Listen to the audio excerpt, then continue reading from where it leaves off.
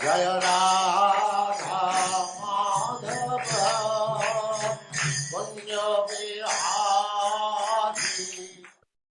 Hare Krishna, everyone. Welcome to Books Are the Basis. We are celebrating the Books Are the Basis Week 2023. And this year's topic is Shastra Chakshu, Seeing the World Through Srila Prabhupada's Books. And yeah, we're very honored to have with us our special guest today, His Holiness Hridayananda Das Goswami Maharaj. Hare Krishna. Hare Krishna. Hare Krishna Maharaj, thank you so much for joining us. My pleasure.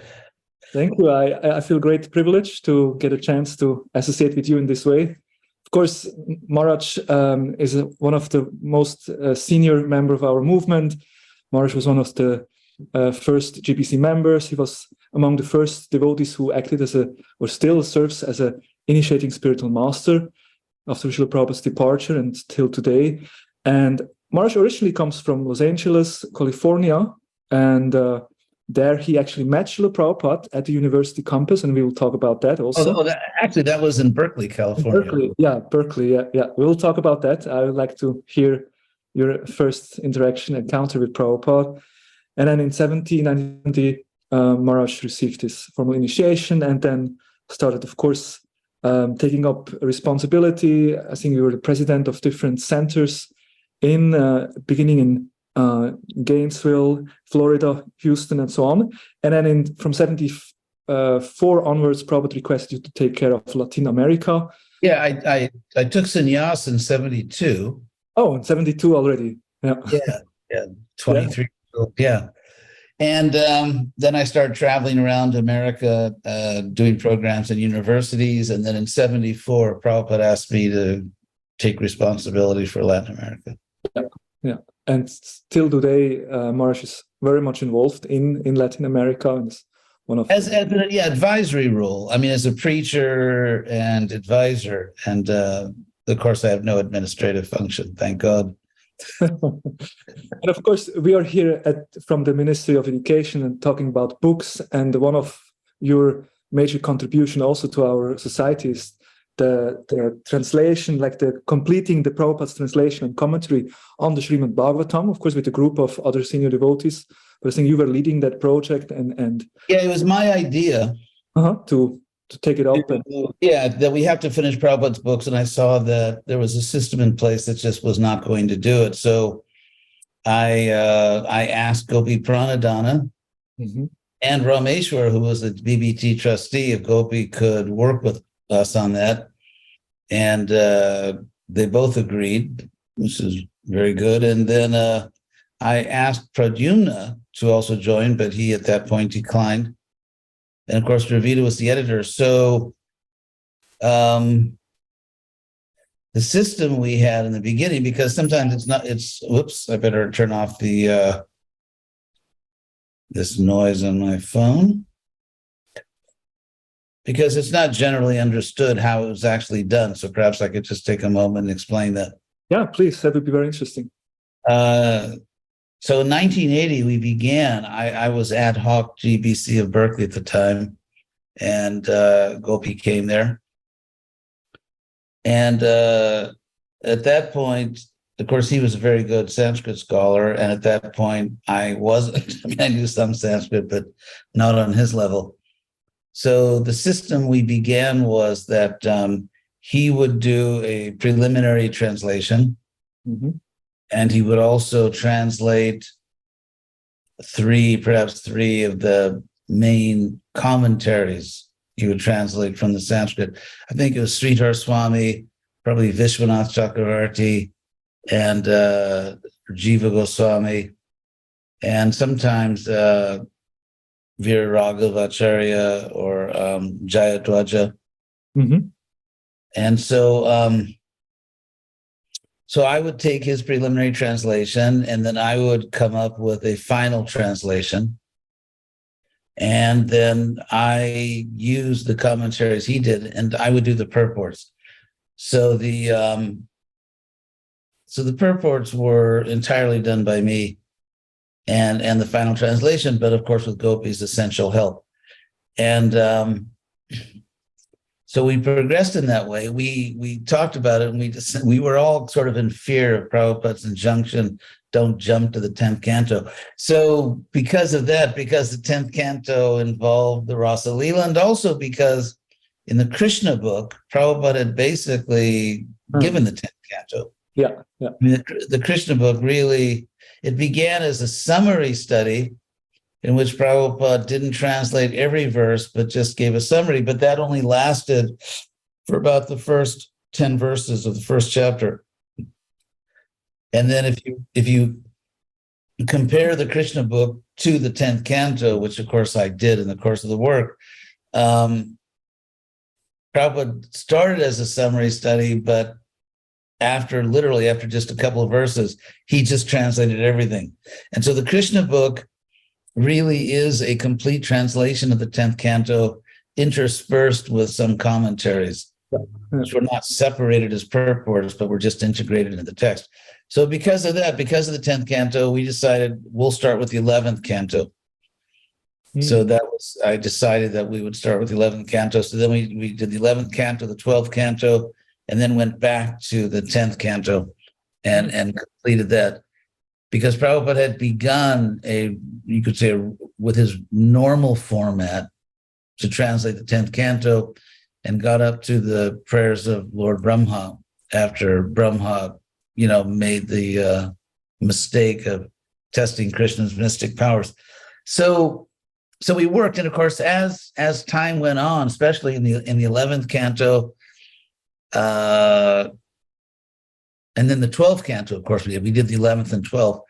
My own knowledge of Sanskrit became, better and better. And then at a certain point, Gopi went to, so I was, in a sense, taking more and more responsibility. But from the very beginning, the purports were 100% my purports. The purports were not a group effort. Mm-hmm. Okay. And so then at a certain point, Gopi went to India.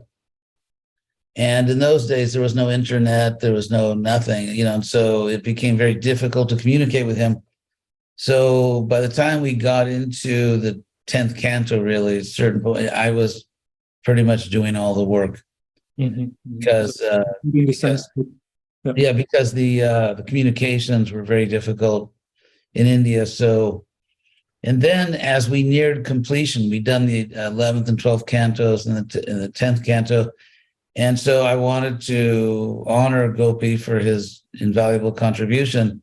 And so I requested him to independently do the last 10 chapters of the 10th canto. Mm-hmm. So basically you work together on the translations, and the purports were mine. I wrote the purports. It was not collaborative. And Gopi, of course, provided valuable help by supplying translations of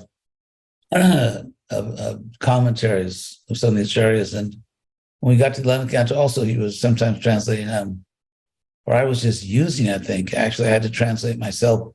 Bhaktisiddhanta Saraswati Thakur's translation commentary. But as I said, at a certain point, I pretty much had to do it mostly by myself, I think, for a good deal of the work. Mm-hmm. And I did all the purports I did until the last 10 chapters, 10th canto. So that's how we did it. And then, of course, Dravida was editing. Yeah. And just like he was also editing for Prabhupada. Yeah. How long did the whole effort to complete all the? We began around April of 1980. Mm-hmm. And I think within 3 or 4 years, mm-hmm. Mm-hmm. it was done. Yeah. It must have been a very wonderful time being absorbed in Srila Prabhupada's books and the Bhagavatam, and then in the commentaries. And yeah. Yes, it was. It was wonderful. And in the beginning, of course, I was simply trying to not just sound like Prabhupada, but I was just trying to like what would Prabhupada say? And then To be loyal as a Yeah, and I think, of course, I'm sure he remained loyal, but Prabhupada once wrote me a letter and said, read my books and then explain them in your own words. Mm-hmm. So Prabhupada encouraged us to not only translate, let's say, like the Bhagavatam into Spanish or French or German, but also he really called upon me to do a cultural translation. So as I worked on the Bhagavatam, starting 11th canto, 12th canto, then 10th canto, I'm more and more, I sort of, you could say, while remaining, I hope, completely loyal to Prabhupada, but sort of found my own voice. And my voice, naturally, because of my background, is more sort of Western rational voice. And so, but again, I had that direct instruction from Prabhupada.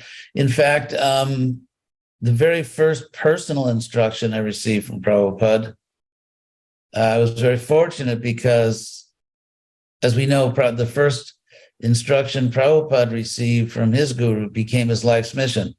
Mm-hmm. And by Prabhupada's mercy, I had a similar experience. The first question I ever asked Prabhupada directly when I was just a new brahmachari in Berkeley was whether I should stay in the university at Berkeley or just do full-time temple service. And Prabhupada wrote back to me and said I should complete my education. He said that he wanted me to be well-educated so that I could present Krishna consciousness to other well-educated people. And so the very first instruction I received from Prabhupada was to read other books and to make a cultural translation. Maybe we could just talk on this, starting with, first of all, the topic is Shastra Chakshu, looking to the world through the eyes of Prabhupada's books, and we would like to talk a bit about education. And you met Prabhupada at the university campus in Berkeley, right? So Prabhupada. I first heard Prabhupada. I didn't meet him in the sense of meeting him, but that's when I first saw him. Yeah. So Prabhupada came there to give a talk at the university, and you were one amongst the students listening to Prabhupada. So how was it?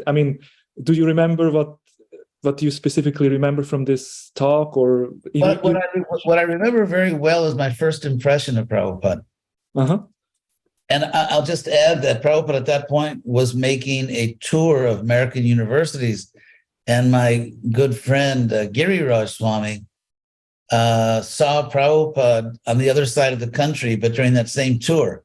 Oh, okay. Prabhupada spoke at his university, Brandeis, and then he spoke, of course, at my school, Berkeley. But it was during the same tour that we both saw Prabhupada for the first time. It was successful.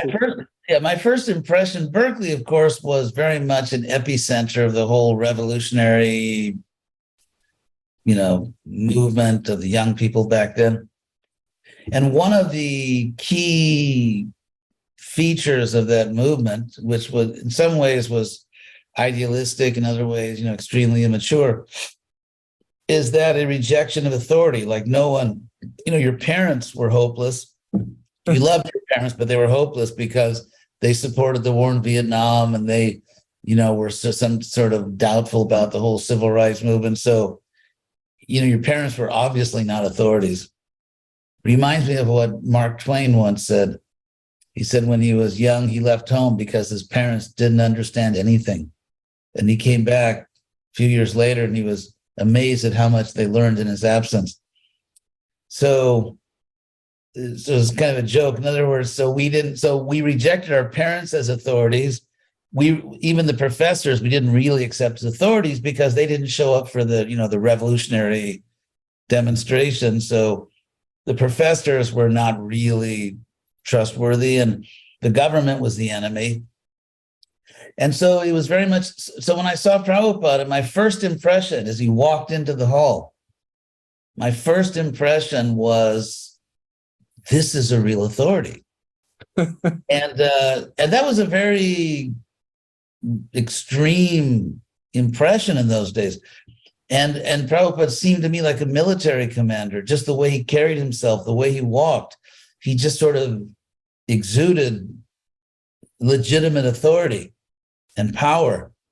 And of course, he was surrounded by his disciples who were also kind of in that same mood. They would have been people like Tamal Krishna and Vishnu Jana and others. So that was my first impression. Prabhupada walked in like a military commander. I just knew, wow, I'd never seen a person who just has this, had that, who just radiated authority the way he did. Oh. So then the devotees, there was a little stage at the front. And in those days, in Berkeley and general in America, 69, everything was experience. You had to experience everything.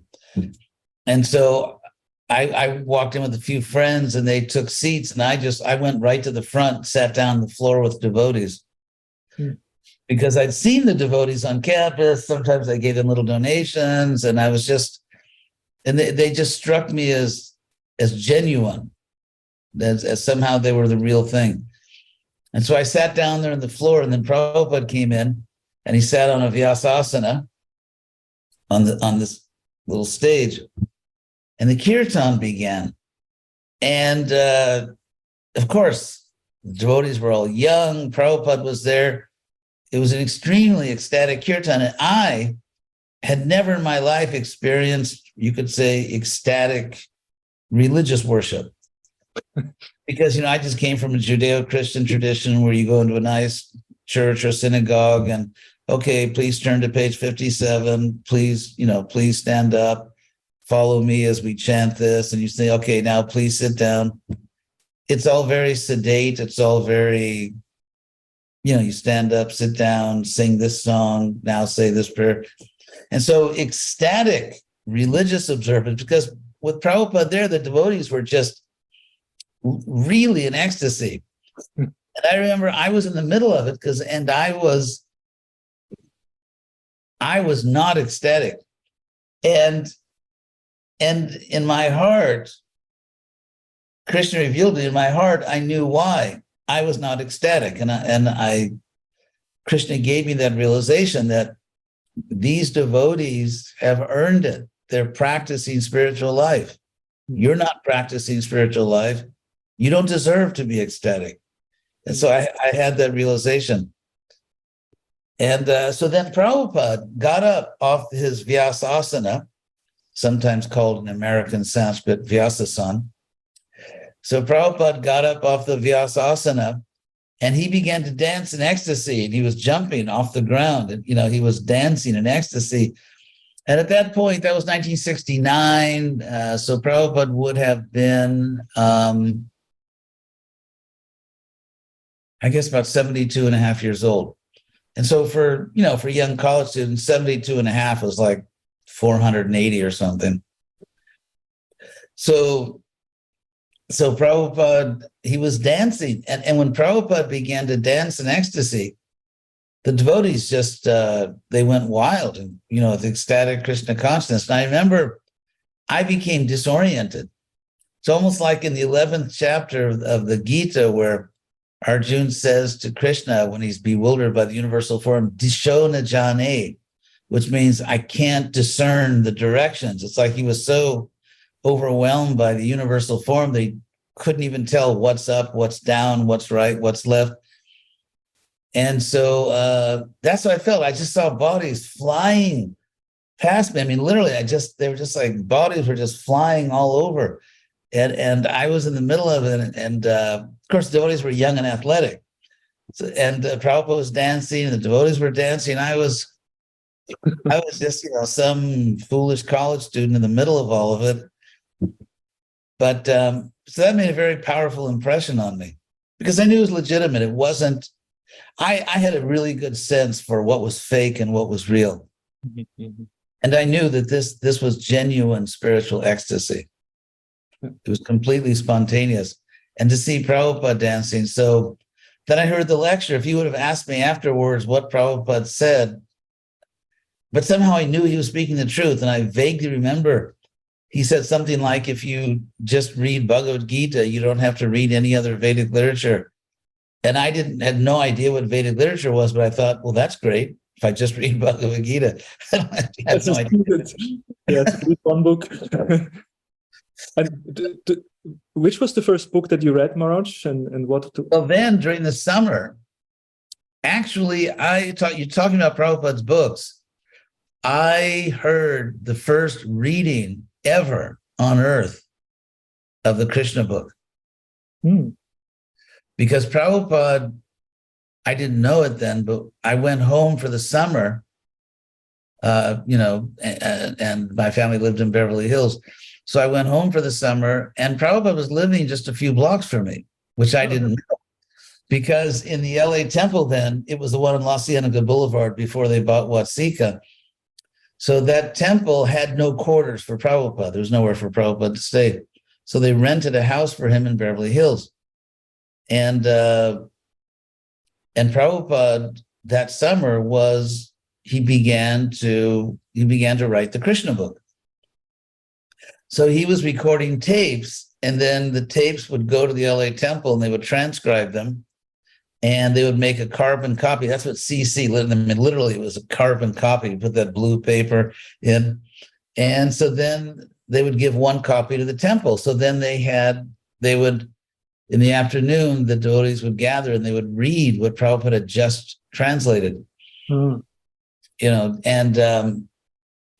So I happened to walk in the back. It was an old church building. And so it's like in a typical church, certainly in America and probably in Europe also. There's like a little patio in the front and then some steps. And you go into the actual sanctuary. And often in churches, when you go into the sanctuary, there's a little sort of like vestibule, like a little room you go in first, where they may have bathrooms or they may just have books. And then you go into the actual sanctuary. So I went into that vestibule. I went into that, that entrance hall, and devotees were all sitting there on a rug. They had a rug in the temple room. The devotees were all sitting there, and they just begun to read the Krishna book. And it was chapter 1. It was the birth of Lord Krishna. And so I, of course, had no idea what Vedic literature was or anything. And I listened to it. And what's very interesting, the devotees never knew that I was there. Because they were all facing the altar, and I came in, the back, and I just sat there and listened to the reading of the first chapter of the Krishna book. And I was with a friend who was not very enlightened. So, this person wanted to go. Why don't we go? So after the chapter, and I left with this person and thinking, I'm never going to bring this person again. They're too foolish to appreciate this. But the devotees never knew I was there. But it was life-changing, because my impression hearing Prabhupada's translation was, I thought, well, this is like the Jesus story, his birth, because it's a sacred birth. But the big difference is this birth is full of opulence, because Krishna, there were so many jewels, and so I thought this is even much better, because it's a sacred birth, but with beauty and opulence. So then I started coming to the temple, and I bought that abridged Bhagavad Gita. And that's what really ended my material life. And I started to read it. And as soon as I started to read the Bhagavad Gita, it just transported me to a spiritual place. And I still remember what I read in I think it was maybe the introduction, I can't remember, that convinced me this is it. This is the absolute truth. It was Prabhupada's statement that we are qualitatively one with God and quantitatively different. Veda, Veda, Tattva. And when I read that, I was, in my home, Beverly Hills, I was sort of lying on the, like young man, they just sort of lying on the couch, reading the book. And when I read that, I remember I just shouted, Eureka. You shouted? Eureka. Eureka, like I just knew this is the perfect explanation of everything. Veda, Veda Tattva is the perfect explanation of reality. because, of course, I'd been raised in the Judeo-Christian traditions where we're separated from God. And then I'd been exposed a little bit to this sort of foolishness of complete monism, where, you are God, everything is God, which, sounds nice to an immature mind, but upon further examination turns out to be just nonsense. So when Prabhupada said there's oneness and there's also difference, I just knew immediately this is the absolute truth. This is the perfect explanation of everything. And then I began to read that Gita. The last vacation I took with my family before joining the cult of Chaitanya was, outside Los Angeles. There's beautiful mountains about an hour and a half outside LA that go up about 2,000 meters, and there are big lakes on top of the mountain. So it's popular people to go there. So my family, we took a vacation there, and so I remember on the way back, because Los Angeles is semi-arid, it's like a Mediterranean climate. And so when you're coming back from the mountain, because there's not a lot of forests on the way down because it's Mediterranean, you could just see forever. So I remember I was in the backseat of the car, and all my brothers, my mother said, "Oh, look how beautiful it is. Look how beautiful." And I was just reading the book and said, material energy is the illusory energy of Krishna. And I remember I was in the backseat just saying, actually, that's the illusory energy.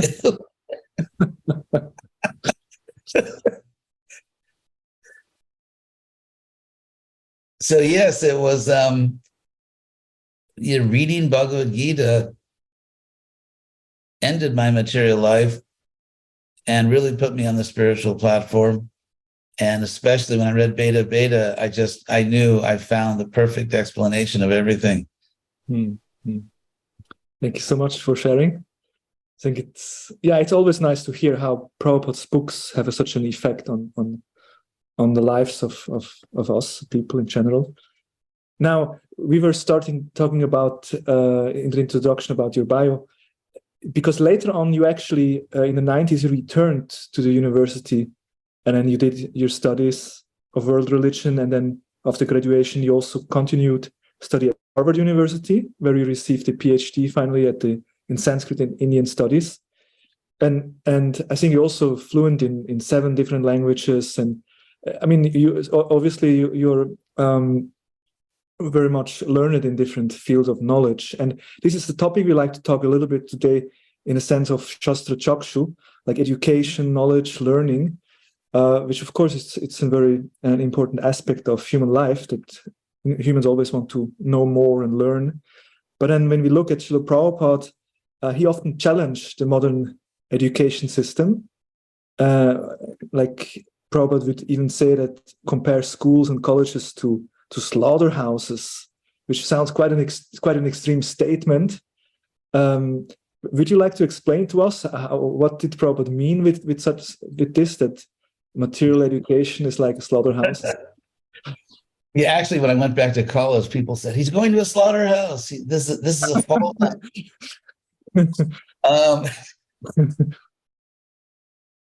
Prabhupada basically made 2 criticisms of material education.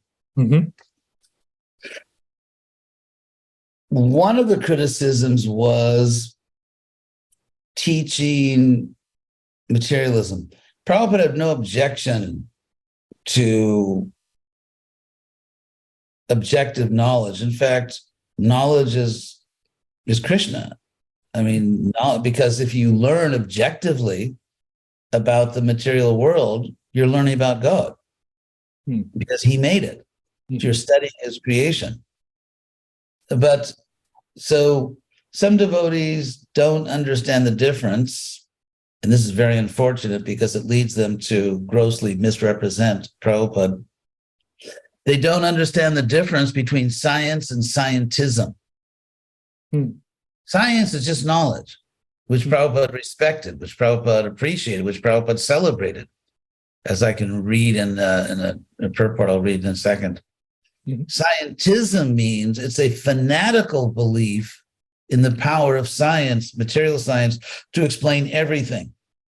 If you look at Prabhupada's Life Comes from Life conversations, Prabhupada never objected to science. He objected to scientism. In other words, taking and scientism or materialism is not science. It's a philosophy, and it's a pretty stupid philosophy, but it's the philosophy that everything can be explained materially, which is absurd. I mean, for various reasons, it's an absurd claim. For example, nowadays in the Western countries and most places in the world, they have democracy based on the belief that people are entitled to equal justice. But the idea that we're equal, that we should get equal justice, or the idea of justice itself is not empirical. You can't empirically, I mean, the Scottish skeptic, David Hume, made the point that you can't derive a metaphysical fact from a physical fact. Like, let's say, for example, someone goes and shoots an innocent person. So if you study that act from an empirical point of view, all the forensic evidence, you can't find any evil. It's just a physical act. And so to judge it, that was criminal or that was immoral, that's a metaphysical judgment. To say that something is beautiful is a metaphysical judgment. For example, you can study all the human faces on earth, and if you say this face or that mountain or this flower or that music, if you say it's beautiful, empirically, that's meaningless. There's no such thing as beauty empirically. There's no such thing as justice. There's no such thing as equality. So it's interesting if you look at, for example, your country, Switzerland or America or the modern democratic countries, in establishing a political system and a justice system, they subordinate all the empirical evidence to a metaphysical assumption: equality, justice. So therefore, anyone that believes in equality, anyone that believes in justice, anyone that believes there's actually such a thing as beauty in the world, goodness, that person lives in a bi-dimensional universe. I mean, to use the terminology from the school of Aristotle, it's a universe in which there is a physical reality and a metaphysical reality. So therefore, scientism is just complete foolishness. It's just, it's the worst kind of blind fanaticism. And that's what Prabhupada opposed. He liked science because science, it was because of science that we were able to publish Prabhupada's books. It was because of science that Prabhupada could travel around the world and preach.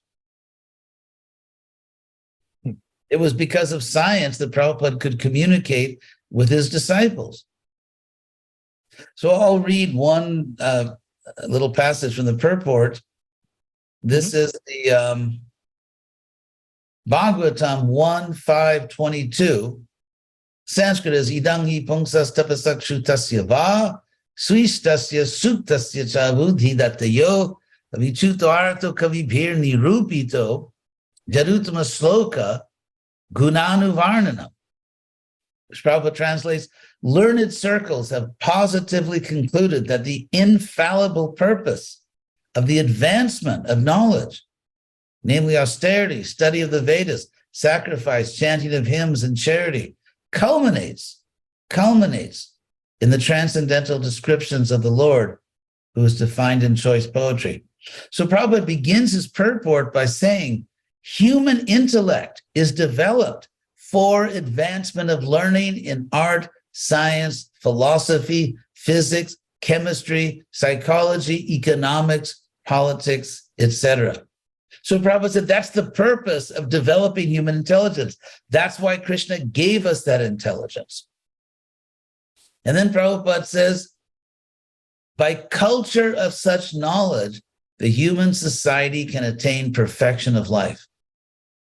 He's talking about physics, chemistry, philosophy, history. He says, by cultivation of this knowledge, human society attains perfection of life this perfection of life culminates in the realization of the Supreme Being Vishnu. So that's the point. So you have this sort of this crude neophyte idea that we embrace Prabhupada's books and reject material knowledge. But Prabhupada is saying the opposite. Prabhupada is saying that this highest knowledge of Krishna consciousness is the culmination of a process of learning. So it's the, it's the peak of the mountain. In fact, in the Bhagavad Gita, Krishna uses a Sanskrit term to mean a self-realized soul, which is kutastha. You find this in chapter 15, where he defines that the infallible souls are kutastha. Kuta literally in Sanskrit means a peak, like a mountain peak. And so kutastha means one who stands at the peak. So even the very term for a self-realized soul, or the infallible self-realized soul, is not one who rejects the mountain of material knowledge, but one who stands at the peak of it, the culmination of it, which is Krishna consciousness. I have a disciple, his name is Arka, in Australia, who did a PhD dissertation in Prabhupada's attitude and ISKCON's attitude towards science. Interesting. And what he found is that many devotees are much more extreme and fanatical than Prabhupada. And they think they're being loyal devotees or, holding up the flag of ISKCON by rejecting legitimate science. Even, for example, take the point of, let's say, psychology.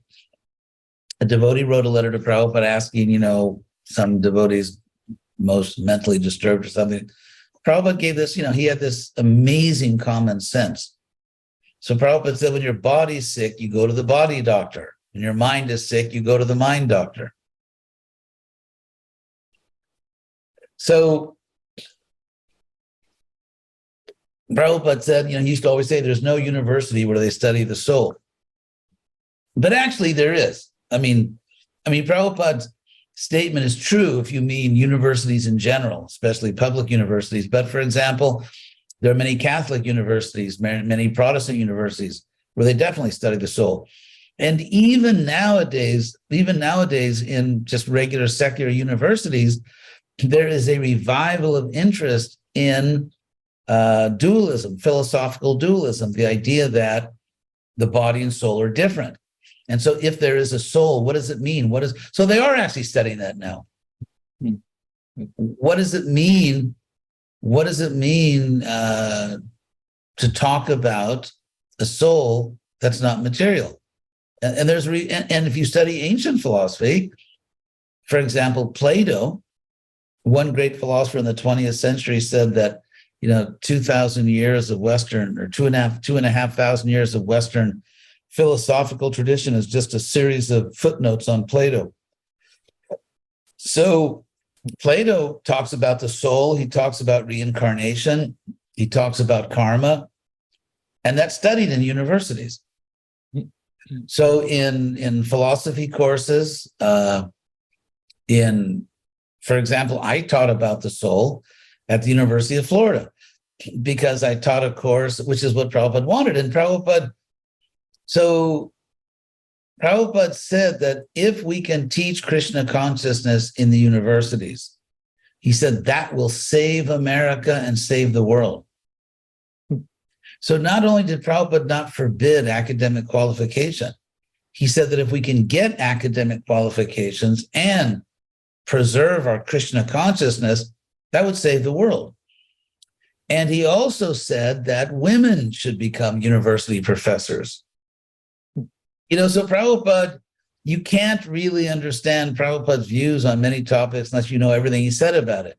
So you can find Prabhupada saying, yes, women can just, cook and sew. And then you have statements from Prabhupada that women should get PhDs and teach in universities.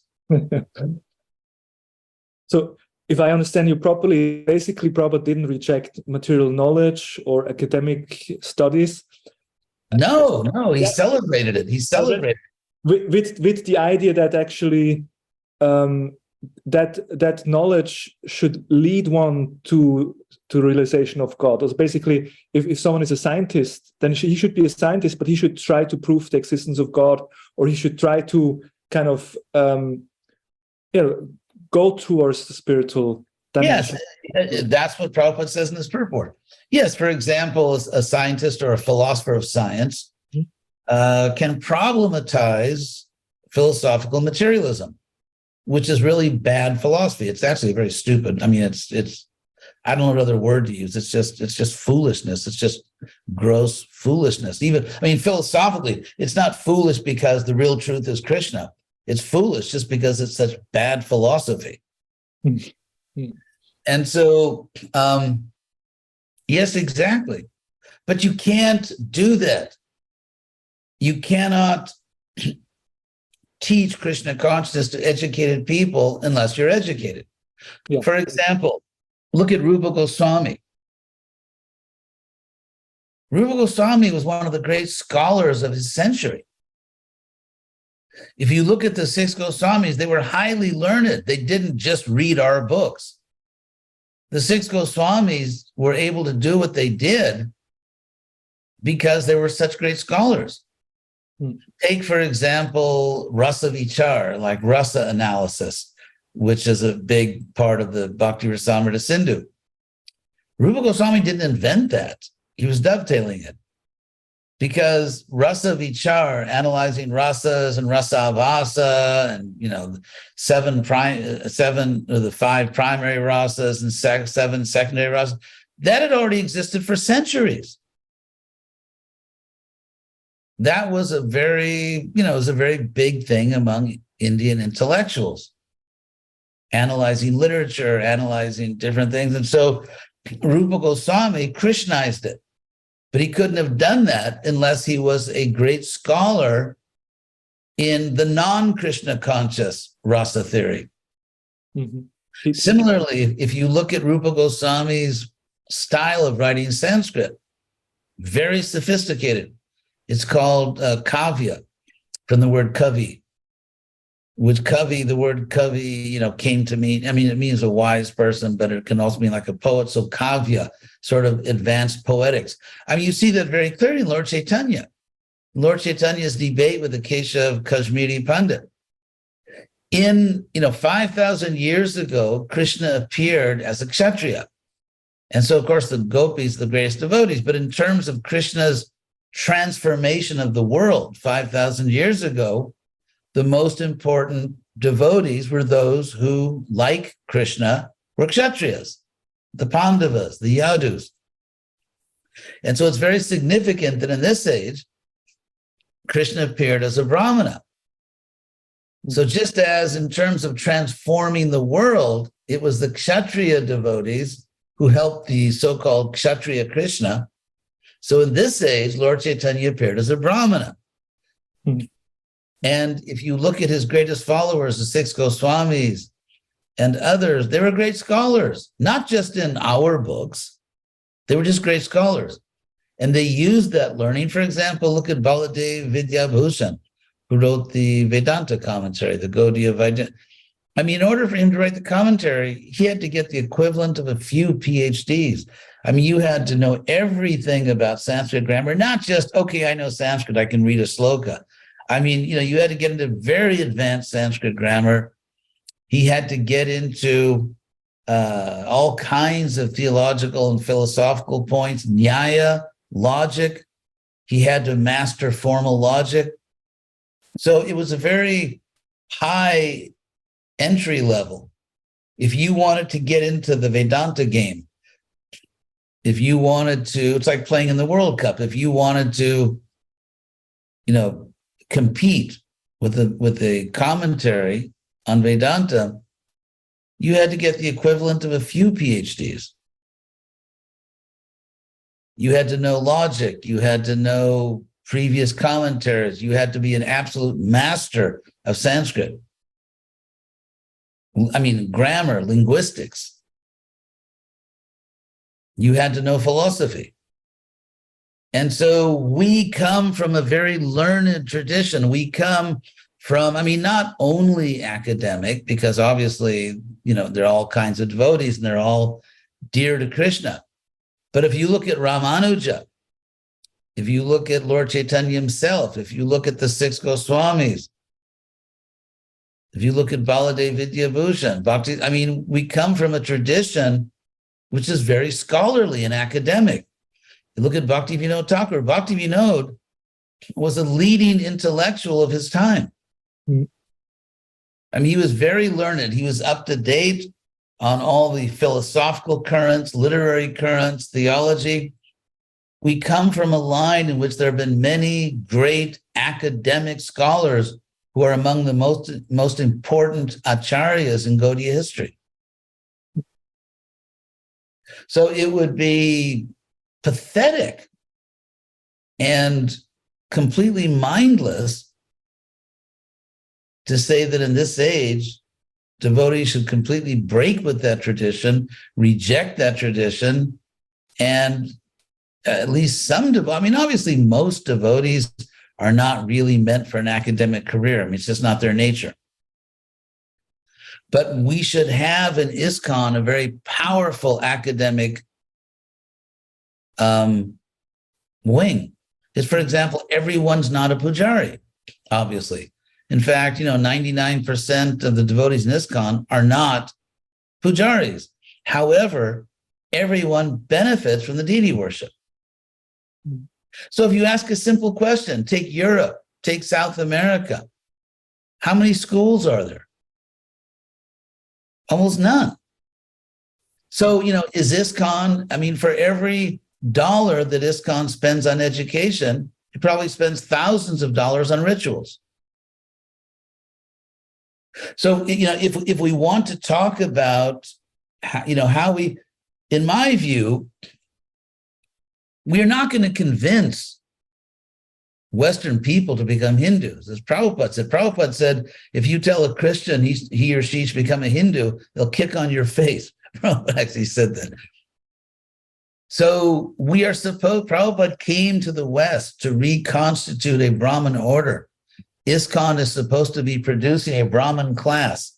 The four activities of Brahmins, yajan, yajan, patan, patan, which means, performing rituals or sacrifices, engaging others in those ceremonies, studying and teaching others. And Prabhupada, of course, obviously said of these two parallel lines, Bhagavad Vidhi and Pancharatrik Vidhi, the Bhagavad Vidhi is most important. So follow the money trail. How much money does ISKCON spend on schools, higher education, university level seminaries to train learned devotees? And how much money does ISKCON spend building big temples with fabulous rituals and deity? And yet Prabhupada said the educational side, the teaching side is more important. So any society, in order to be successful, must have the power of self-criticism. I'm a loyal member of ISKCON, but I think loyalty demands of me that I not be foolish, that I not close my eyes. If you're driving a car and you see the car is going too far to the side and you turn the wheel, that's not like you're not being disloyal. You're saving your life and you're saving the life of the passengers in the car. So, I mean, we have to just consider that. Follow the money trail. How much money? So is ISKCON known in the world as a movement with the best educational system? Is ISKCON known as even a movement that has an educational system? How many public intellectuals do we have? How many devotees in the real world are leading voices in the great issues of our day? Like, how do you save society? How do you produce a moral society? What should be the proper relationship between society and religion? What is religion? Where are we? Devotees are not there very much. So I think, when you talk about the education ministry, the real task in my extremely humble opinion, but I see the real responsibility of the education ministry is to promote education. ISKCON needs to be known as an educational movement. Yes, Srila Prabhupada said every temple actually should be an educational institute, like a place for learning, right? Yes. Yes, every temple and not just, how should I put it? There's a difference between just teaching our doctrine and actually educating people. Mm. Prabhupada said religion without philosophy is sentimentalism or fanaticism. So many devotees think that if you just memorize our doctrine, then you're a philosopher. But if you look at what Prabhupada taught, how he explained religion and philosophy, he didn't just mean just to memorize our philosophy, but to actually learn how to reason well, to learn how to respond, to learn to translate our teachings into a philosophical language that people can understand. I think it's a very powerful point you made. Like, if you look at how much is invested into temple rituals and how much is in education, I would agree that there is a disbalance. That's a powerful point. And in the beginning, we spoke about Prabhupada's criticism on material knowledge, and you explained that beautifully also. Now, another aspect I believe Prabhupada also emphasized was that actually knowledge, vidya, one should become a gentleman. Like, knowledge should lead to good qualities. Yeah, a lady or a gentleman. Yeah, right. So that's also one thing. Like modern education, you may have a professor who knows a lot, but then his personal behavior is maybe going in a different direction. So yeah, they almost celebrate their decadence. Yeah. So that's another aspect. Because they're not really learned. They've separated knowledge from behavior. Yeah, exactly. I mean, if you consider the Isopanishad says, Vidyang cha justad vedo bhayang saha avidyaya mrityung tirtva vidyaya mritamashnute. I will give you the verse number in case anyone, let's see. Yeah. That's mantra 11 of the Isopanishad, mantra 11. And what it says is that one who knows both, I mean, literally, it's a, how should I put it? It is a sophisticated verse that's using irony, because it says, because vidya means knowledge. It's just another word from the same root as Veda. Vidya, knowledge. And it's also often used to mean like science. And then avidya, the way you say ignorance in Sanskrit is you say unknowledge. Avidya, unknowledge. And actually, even ignorance is really like, if you think agnostic or ignorance, that gno, ignorance or ignorance, what's the other said, or it actually, or agnostic means the same thing, not knowing. It actually, the gna is just Sanskrit gyan. Not knowledge, not having knowledge. Yeah. Yeah, so to be agnostic means to be, it's just from the Greek, from the Sanskrit, agyani. So it's interesting because the words are used here, vidyang cha, avidyang cha, and then yestad vedo bhayang. Ubhayang means both. One who knows both. So the acharyas take, and then, the long tradition takes that vidya, of course, means spiritual knowledge, and avidya, unknowledge, means knowledge of this world. So it's sort of it's a play on words in Sanskrit. If you know Sanskrit, there's all kinds of jokes and plays on words and things like that. It's intellectually sophisticated. It's not just Moses coming down with the 10 Commandments. It's actually, so then avidyaya mrityung tirtva, which means literally by ignorance, one crosses over death. I mean, clearly, this is, I mean, these,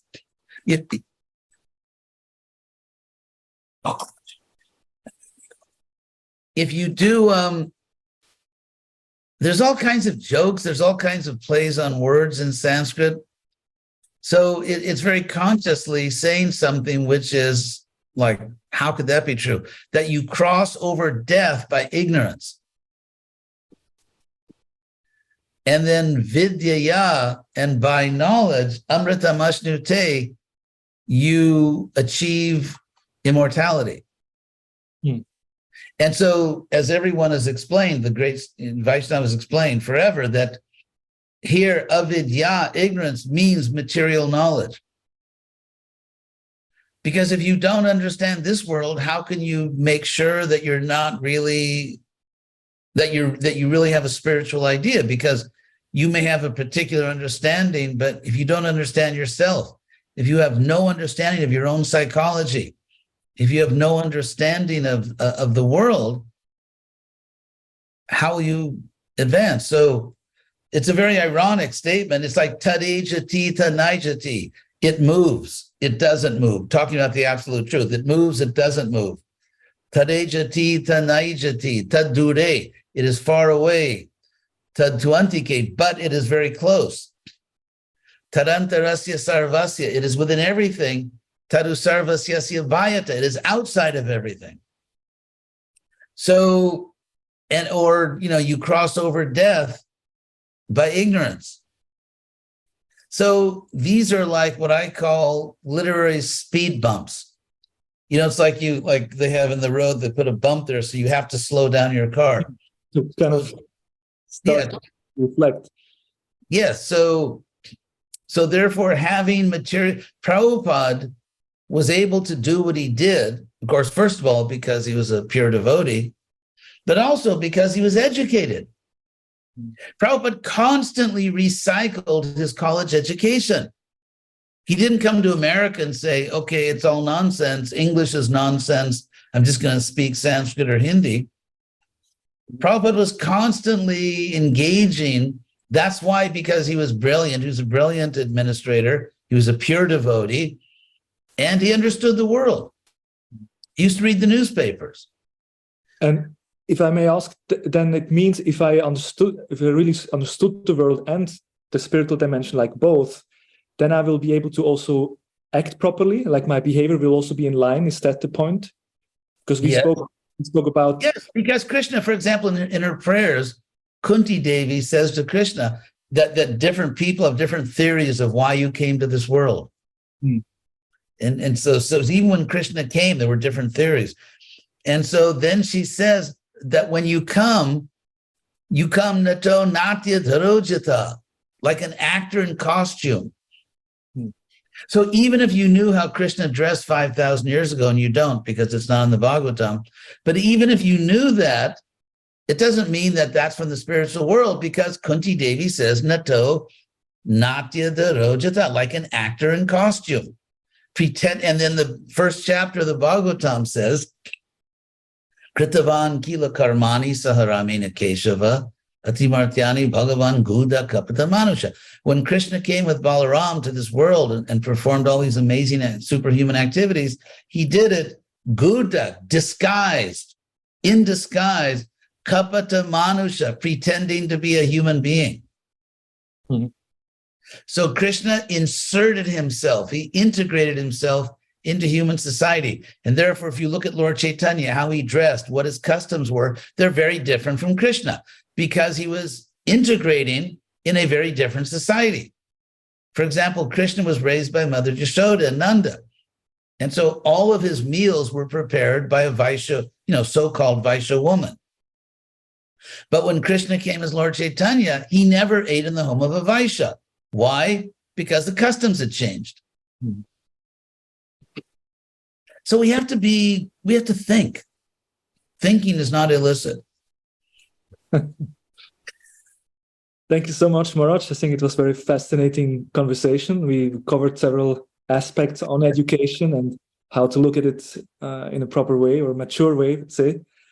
Maybe in conclusion, because we are talking about Prabhupada's books and we are celebrating this Books of the Basis week, and we want to see how, Srila Prabhupada's books are very important to the world and what they can give to the world. In conclusion, what would you say, the Prabhupada's teachings, what role do Srila Prabhupada's books play in the academic world or in the world of education nowadays? Okay. First of all, I will say, because I get every day these emails that have, quotes from Prabhupada and everything.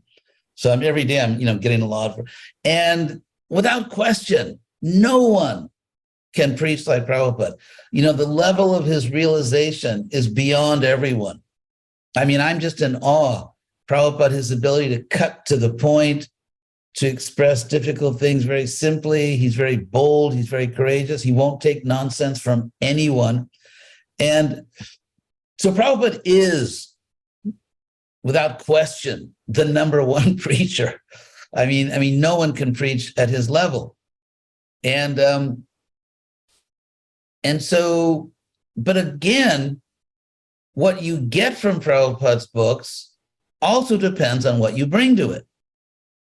Just like if you read Prabhupada's books in English, you don't understand English, you won't, maybe you'll get benefit by touching the page or something. But so because I've studied, let's say, philosophy or psychology or sociology, when I read Prabhupada's books, I'm seeing things that I would never see if I didn't have those academic categories in my head, because I'm bringing to Prabhupada's books questions that I could never have formulated if I didn't have an education.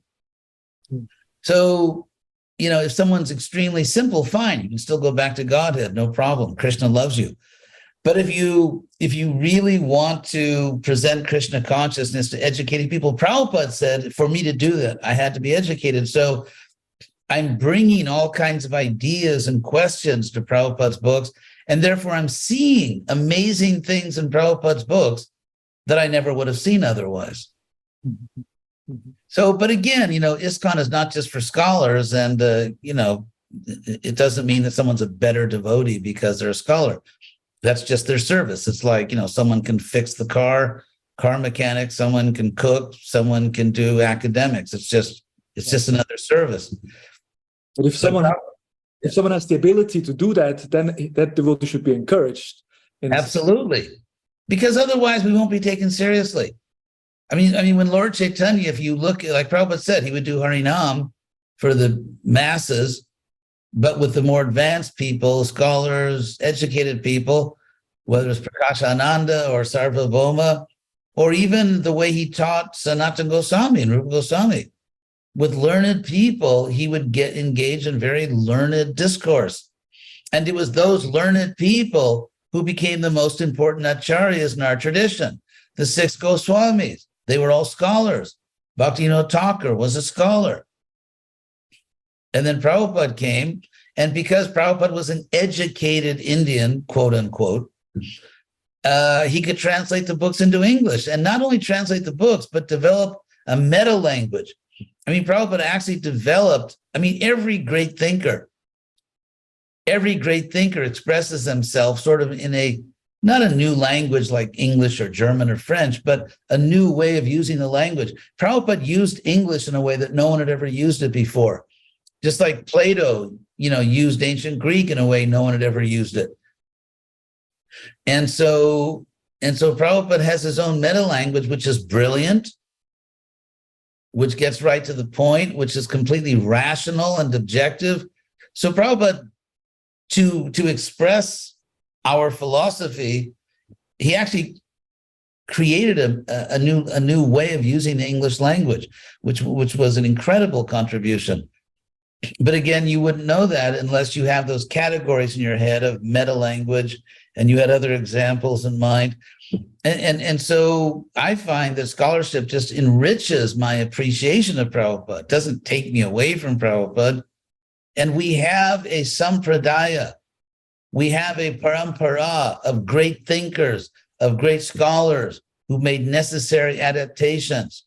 Whether you are a huge reptile or a religious movement, if you don't adapt to your environment, you will become extinct.